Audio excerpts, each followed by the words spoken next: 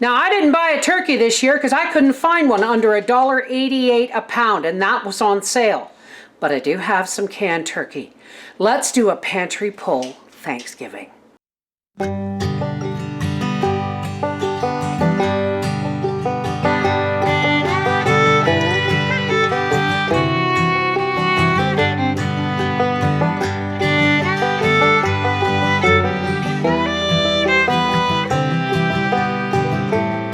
And here is what we're going to make it with.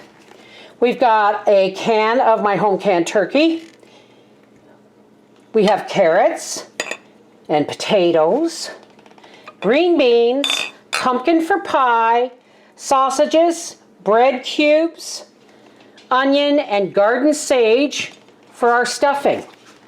That's going to be our supper and our pie. But let's start with something a little more British. A sheaf loaf of bread to celebrate the harvest. Wheat is a big thing in Canada. Now the first thing I'm going to do is I'm going to make our bread dough. It's a basic bread dough, folks. You're going to need a cookie sheet with a piece of parchment on it. And folks, if you have a bigger family, this is just for 2 of us, so I'm making a small one. But if you have a bigger family, please, please, please, make a bigger one if you like. We're going to take some flour. I don't know, about 2 cups. I'm going to add just a little bit of yeast to give it that elasticity. Now this bread is mostly edible, but if you want to keep it as a decoration for years to come, you're just going to bake it longer at a lower temperature, and then you're going to let it cool and you're going to varnish it. But this is for our consumption, because I have a feeling I'm going to want to make a new one every year. Besides, with the amount of mice I have, we don't want to leave anything, even with varnish on it, that is remotely bread-like in our cupboards. Let's get this. See, I'm just making a very small bit of bread here, guys, because I'm making a very small sheaf. Well, actually, it's probably easier to do a bigger one, but again, it's just the 2 of us. This is just for education purposes.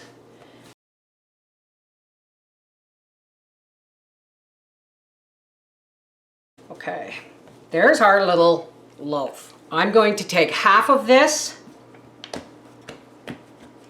We may need a bit more flour. You're going to need a nice pair of clean scissors.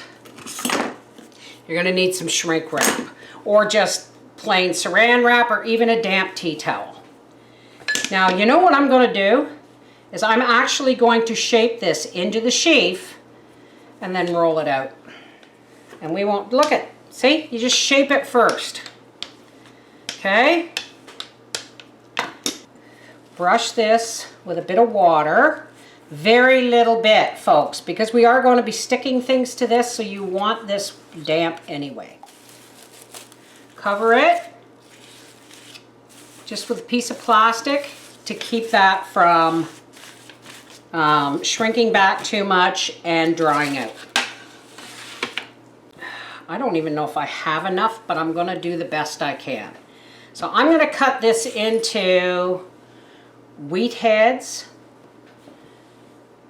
stems, and the mouse and the braid. So the first thing we're going to do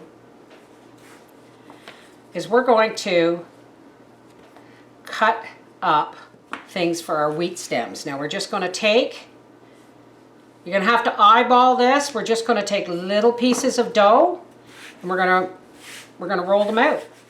And if you want to get your kids or your grandkids involved in this, go right ahead. At that, you know, when it comes to that, it's not a beauty contest. It only is if you're doing it, you know, for display on your table at a do. But you know what? This is where you can teach your grandkids, you know, how we celebrate wheat in the Thanksgiving harvest, especially if you're Canadian. Now we're going to take dough balls. Now this is the tedious part because we're going to have a lot of them. You want them all roughly to be the same size. Now if you don't want to be this tedious, you can make them bigger. Let me bring the camera in just a little bit closer first so you can see what I'm about to do. Here's our wheat heads and our strands. We're going to take our plastic wrap off here. I think I moistened it too much. Yes, I did. Don't stick plastic on it. Don't wet it before you put it on the plastic, folks. Now, again, this is a very small one. Normally, they're closer to the size of this pan or bigger. There we go. Some flour on your hands. Spread that out a little bit more. We're going to brush our stalk here, our stems. Anything too long, you just let it hang over the edge at the bottom. So, we're just going to trim this off nice and sharp. And we're just going to twist them. You can braid if you want. But we're just going to twist 2 strands for the traditional tie that goes around.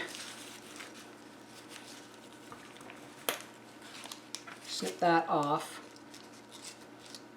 If we were having a big Thanksgiving dinner with family, I would make one of these huge. Like I would make one that was about 4 times this size. Okay, so there is our strand. And now we're going to work on the wheat heads themselves. Dab here.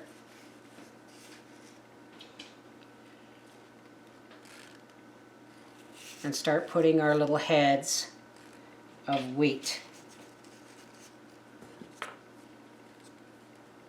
on.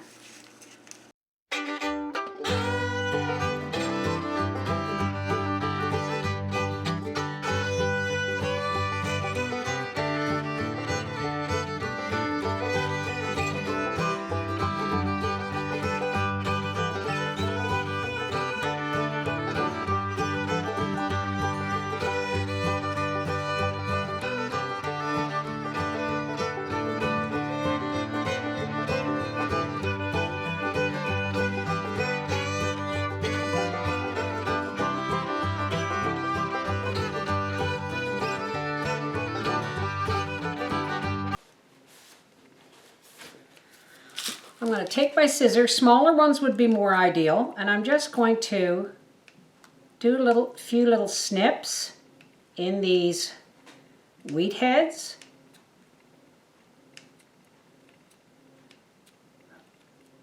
I can't find my smaller scissors, or I would be doing these with smaller scissors.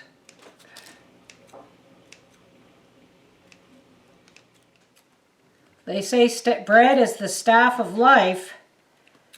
And this is where we get to celebrate its importance in our culture. I forgot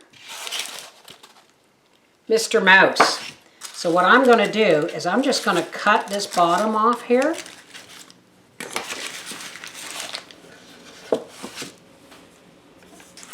Roll that down a little bit. And now we're going to make Mr. Mouse. Mr. Mouse is the traditional decoration for this bread. A tail here. You do this. A couple of snips for his ears. So we'll pull them back a little bit. And there is Mr. Mouse. Let's get our egg wash. Preheat your oven to 350 degrees.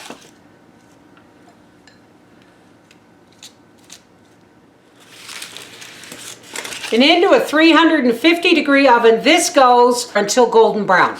Now here is our pastry. So I'm going to say this will make, how many pie tins do I have? 1, 2, 3, 4, 5, 6, 7, there's 8, but I don't think I'm going to get 8. Maybe I will. Around, let's see. Don't overwork your pastry, and when your pastry is made, when you get it all put together in a ball, put it in the fridge to chill. Yes. Lovely. Look at that. Cookie sheets are so old and beat up, I don't even like looking at them. So, I think we'll have just enough room for these 6. I didn't get all 8. I didn't want to stint on the pastry. There we go. My pumpkin pie is very simple, folks. This is canned pumpkin and winter squash. First thing we're going to do is we're going to do our spices. Howie does not like a lot of spice. You guys can go ahead and use 2 teaspoons of pumpkin pie spice.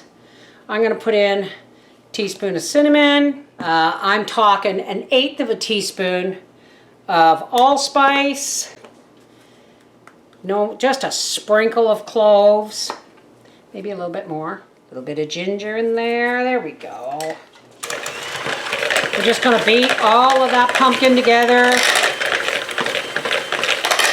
Yeah, that's just about perfect, I'd say. You know what?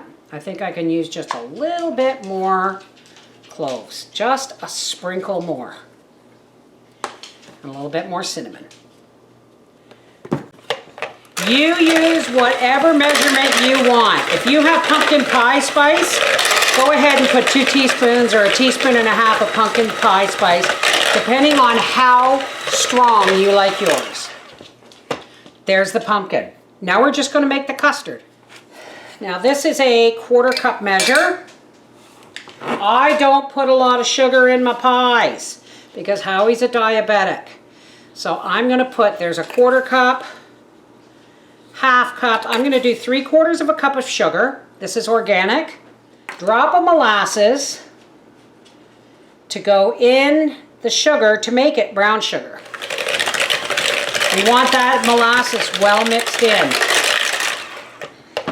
Now I'm going to add 3 eggs.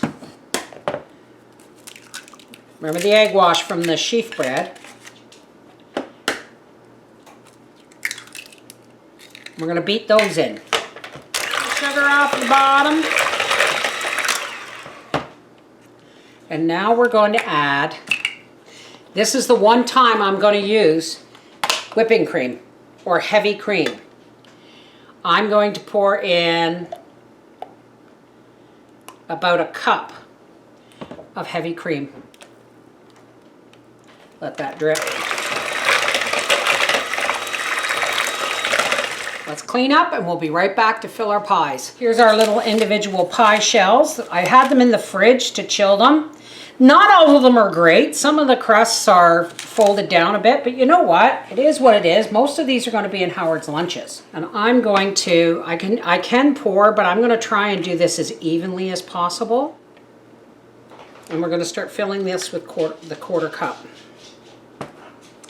measure so that I get these all as filled as possible. And these are going into a 350-degree oven for a full 35 minutes because they're small. So if this was a full pie, it would go in the oven for a good 45 minutes to 50 minutes. And they look absolutely beautiful. They will, yes, I hear you. They will flatten down a bit, but, right? So there's our pumpkin pies. And look at my beautiful sheaf of wheat bread. Right down to the harvest mouse. Okay, folks, let's start on our dinner. To start off, I am going to drain our carrots and our potatoes, saving the water to put towards gravy. Take some paper towel, and I'm going to drop the carrots and potatoes in there, and I'm going to set that juice aside to flavor our gravy. And I'm just going to kind of dry these off a little bit. I'm going to oil this pan with a little bit of avocado oil. Put these in here like this. Spray them a little bit of oil. Some pepper. This is all about being thankful for what we have.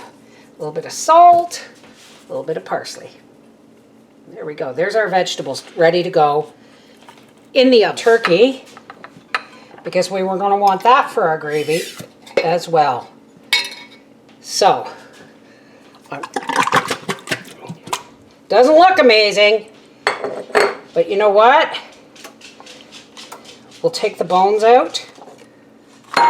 Now, I also have a packet of store-bought gravy powder, which I'm going to take advantage of. Now, let's make our stuffing. And I'm going to, this is a garden onion. Okay, so we're going to put that in this pot. We're going to take these are 4 breakfast sausages. The package was quite expensive. It was, I think, $5 for 8 sausages. So the other 4 are going to go into another meal. Just because it's Thanksgiving doesn't mean we shouldn't be frugal. And besides, when you buy those Maple Leaf sausage, package of sausage meat, they're mostly fat. All right. We're going to break up all this sausage meat. Now, I'm going to scrape out, because you may have think that all the turkey juice was not in there, but it is. There's still some stuck to the sides of this jar. You don't want to waste any of that turkey goodness. And part of the flavor of stuffing is the juice from the turkey. We're going to take some of our dehydrated bread cubes into this bowl here. We're going to add some of our home garden rub sage. Not a lot. This stuff is really strong. And I should have probably done this before. I'm going to add a pinch of sage right to the sausage. Now this is all partially cooked. The sausage is cooked. Let's get it over to the turkey. We are going to put our sausage and our onion and our seasonings in this bowl. We're going to stir it up. I'm going to drop it back in here to make sure we get all the juice from that sausage, because remember, this is dry.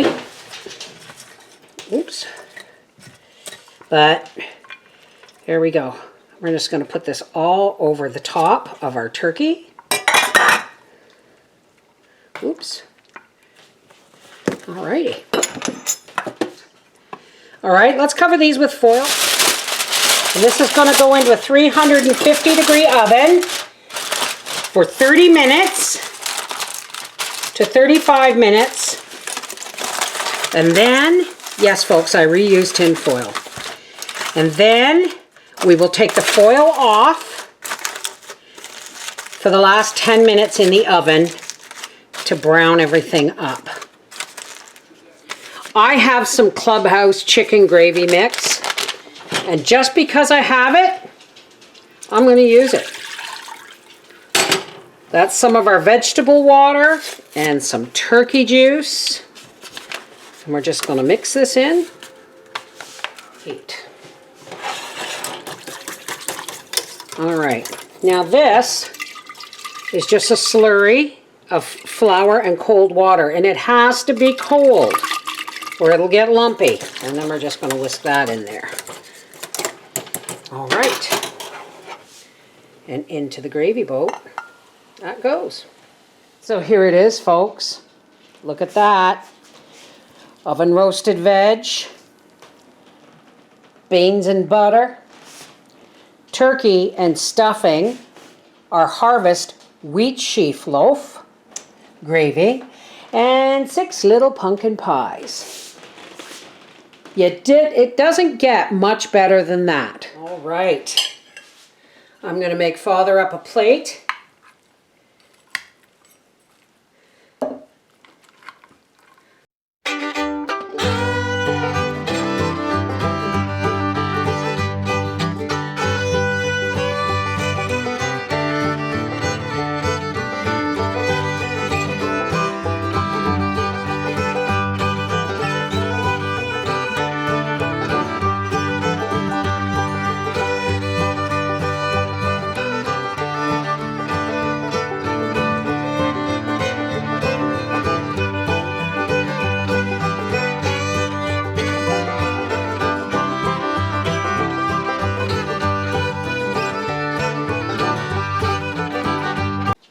gravy on that harvest bread. And let's take this to Father. Your Thanksgiving dinner, dear. Oh my, look at that. What are you thankful for this year? Health. My health. Good job. Watch it, it's hot, eh? I know, you never let it cool down. Well, you're starving. Awesome as usual. Thank you, darling. And you know what's coming next. Bunga pie. Bunga pie. I said, Papa, it's like a hand pie, Howie. No, it's not a ham pie sitting in the living room. It's a messy pie. But very good pie. Happy Thanksgiving, baby. You gonna give some to Gracie? Happy Thanksgiving, Gracie. This is the Mrs. Wolfie from our half-acre homestead saying, you don't have to go and buy a turkey and all that stuff to make a wonderful Thanksgiving dinner with what you got in your pantry. Happy Thanksgiving, Canada. Take care, God bless. And remember, folks, if you're not using 4Jars canning lids, you're missing out. Heavier than any other single-use lids on the market, they are a U.S. company, and these lids are of superior quality, the only lids I will use. Check the description box below this video for the link, and use the coupon code HALFACRE for 10% off. Orders over $50, ship free within the USA. Check them out on Instagram, Facebook, TikTok, and YouTube. They make the perfect gift for the home canner in your life. 4Jars lids. You can't go wrong.